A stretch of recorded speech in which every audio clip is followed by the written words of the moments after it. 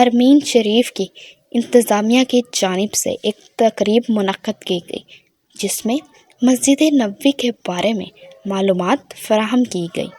آپ صلی اللہ علیہ وآلہ وسلم کے قبر مبارک کے بارے میں مکمل وضاحت کی گئی۔ تشریح و توضیح: گزشتہ 5.5 صدیوں میں کوئی شخص آپ صلی اللہ علیہ وسلم کی قبر مبارک تک نہیں جا سکا ہے۔ وہ حجرہ شریف جس میں آپ اور آپ کے 2 اصحاب کی قبریں ہیں، اس کے گرد ایک 4 دیواری ہے۔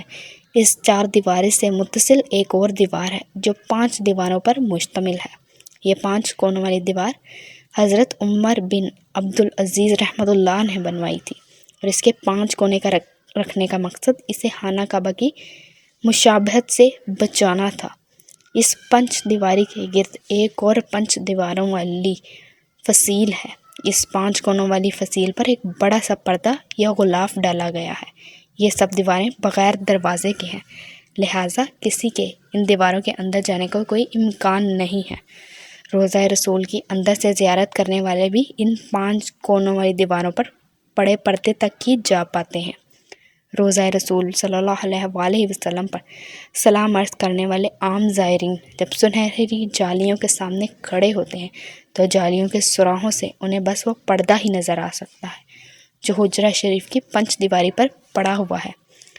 اس طرح سلام پیش کرنے والے زائرین اور حضور صلی اللہ علیہ وسلم کی قبر اطہر کے درمیان گو کہ چند گز کا فاصلہ ہوتا ہے، لیکن درمیان میں کل 4 دیواریں حائل ہوتی ہیں۔ ایک سنہری جالیوں والی دیوار، دوسری 5 کونوں والی دیوار، تیسری ایک اور 5 دیواری، اور چوتھی وہ 4 دیواری جو کہ اصل حجرے کی دیوار تھی۔ گزشتہ 1300 سال سے اس 5 دیواری حجرے کے اندر کوئی نہیں جا سکا سوائے 2 موقع کے۔ ایک بار 91 ہجری میں حضرت عمر بن عبدالعزیز رحمۃ اللہ علیہ کے دور میں ان کا غلام، اور دوسری بار 881 ہجری میں معروف مورخ علامہ نور الدین ابو الحسن الصمخودی کے بیان کے مطابق وہ خود مسجد نبوی میں قبلہ کا رخ جنوب کی جانب ہے۔ نبی پاک صلی اللہ علیہ وآلہ وسلم کا روضہ مبارک ایک بڑے ہال کمرے میں ہے۔ بڑے ہال کمرے کے اندر جانے کا دروازہ مشرقی جانب ہے، یعنی جنت البقیع کی سمت۔ یہ دروازہ صرف خاص شخصیات کے لیے کھولا جاتا ہے۔ اس دروازے سے اندر داخل ہوں تو بائیں جانب حضرت فاطمۃ الزہرا کی محراب ہے، اس کے پیچھے ان کی چارپائی ہے۔ العربیہ ویب سائٹ نے محقق محی الدین الہاشمی کے حوالے سے بتایا کہ ہال کمرے میں روضہ مبارک کی طرف جائیں تو سبز غلاف سے ڈھکی ہوئی ایک دیوار نظر آتی ہے۔ 1406 ہجری میں شاہ فہد کے دور میں اس غلاف کو تبدیل کیا گیا۔ اس سے قبل ڈھانپا جانے والا پردہ 1370 ہجری میں شاہ عبد العزیز سعود کے زمانے میں تیار کیا گیا تھا۔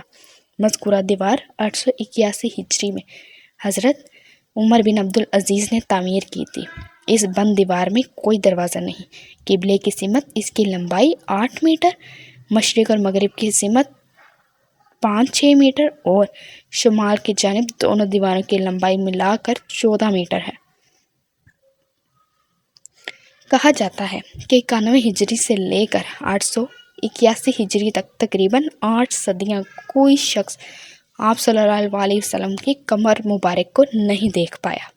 اس کے بعد 881 ہجری میں حجرہ مبارک کی دیواروں کے بسیدہ ہو جانے کے باعث ان کی تعمیر نو کرنا پڑی۔ اس وقت نامور مورخ اور فقیہ علامہ نور الدین ابو الحسن الصمخودی مدینہ منورہ میں موجود تھے، جنہیں ان دیواروں کی تعمیر نو کے کام میں حصہ لینے کی سعادت حاصل ہوئی۔ وہ لکھتے ہیں، 14 شعبان 881 کو 5 دیواری مکمل طور پر ڈھا دی گئی۔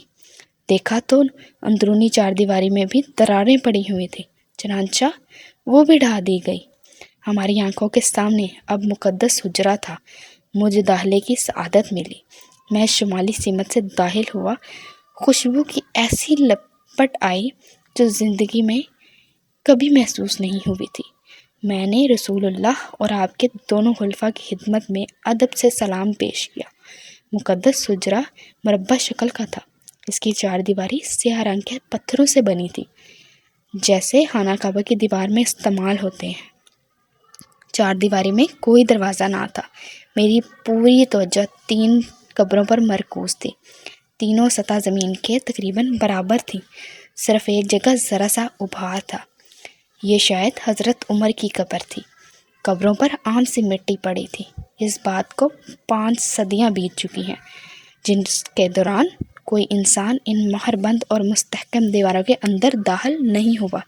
علامہ نور الدین ابو الحسن صمودی نے اپنی کتاب میں حجرہ نبی کا ذکر کرتے ہوئے تحریر کیا ہے کہ اس کا فرش سرخ رنگ کی ریت پر مبنی تھا۔ حجرہ نبی کا فرش مسجد نبی کے فرش سے تقریباً 60 سینٹی میٹر نیچے ہے۔ اس دوران حجرے پر موجود چھت کو ختم کر کے اس کی جگہ ٹیک کی لکڑی کی چھت نصب کی گئی، جو دیکھنے میں حجرے پر لگی مربع جالیوں کی طرح ہے۔ اس لکڑی کے اوپر ایک چھوٹا سا گنبد تعمیر کیا گیا جس کی اونچائی 8 میٹر ہے اور یہ گنبد خضرا کے عین نیچے واقع ہے۔ یہ سب معلومات معروف کتاب وفاء الوفا باخبار دار المصطفیٰ صلی اللہ علیہ وآلہ وسلم کے مؤلف نور الدین ابو الحسن الصمودی نے اپنی مشہور تصنیف میں درج کی ہیں۔ صرف آپ ہی پڑھ کے آگے نہ بڑھ جائیں بلکہ یہ تحریر صدقہ جاریہ ہے۔ شیئر کر کے باقی احباب تک پہنچائیے۔ شکریہ۔